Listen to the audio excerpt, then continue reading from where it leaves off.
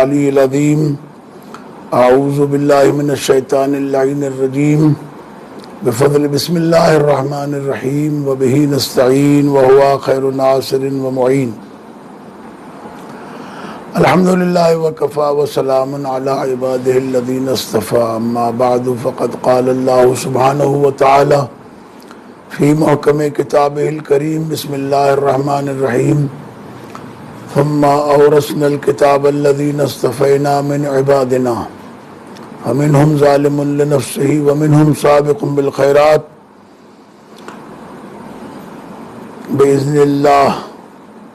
صدق اللہ مولانا العلی العظیم۔ برادران عزیز، چھوٹے چھوٹے سوالات مومنین کی طرف سے ہوتے ہیں اور ان کا جواب دینا ضروری ہوتا ہے تاکہ لوگوں کو پہچان ہو قرآن مجید کی آیات کے ذریعے سے کہ قرآن کا وارث کون ہے۔ اللہ تبارک و تعالیٰ قرآن مجید میں اعلان فرما رہا ہے، امام جعفر صادق علیہ السلام سے پوچھا گیا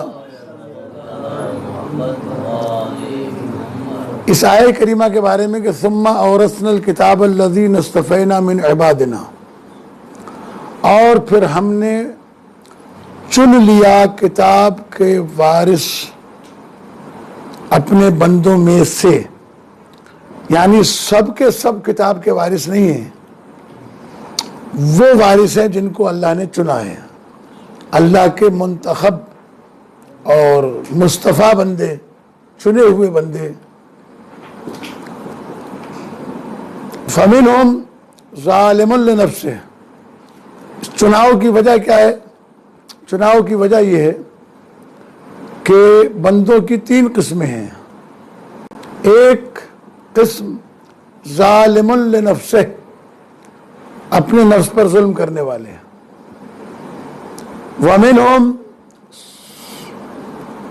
مقتصد، اور دوسری ان کے اندر قسم ہے مقتصد،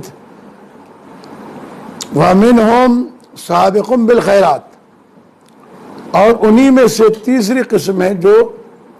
سابق بالخیرات ہے، بِإِذْنِ اللہ،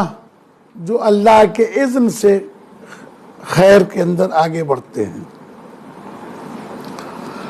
امام علیہ السلام نے اس کے بارے میں جواب ارشاد فرمایا کہ یہ جو تین قسم کے بندے ہیں، ان تین قسم کے بندوں میں وہ کون کون ہیں، کیسے تقسیم کیے؟ امام نے فرمایا الظالم لنفسہ منا من لا يعرف حق الامام، ظالم لنفسہ وہ شخص ہے کہ جو امام کے حق کی معرفت نہیں رکھتا،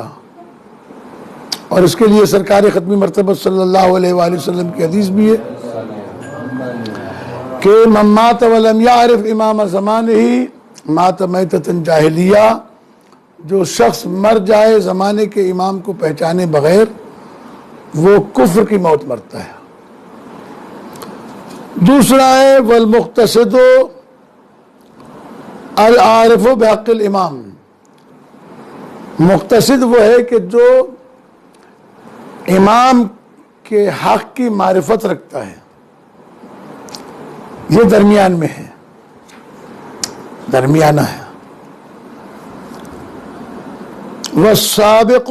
بالخیرات بإذن اللہ هو الامام، اور وہ جو اللہ کے حکم سے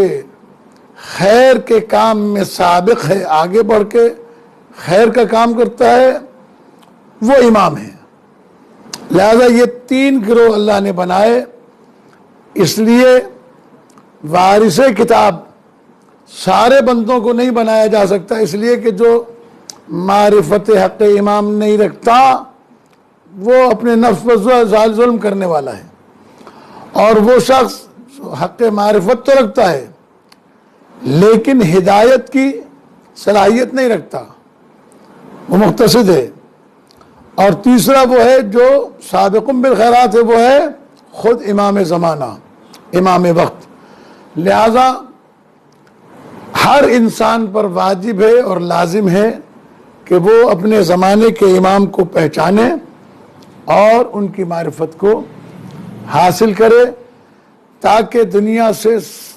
جائے تو ایمان کی موت پر جائے اور ایمان کے ساتھ جائے۔ والسلام علیکم ورحمۃ اللہ وبرکاتہ۔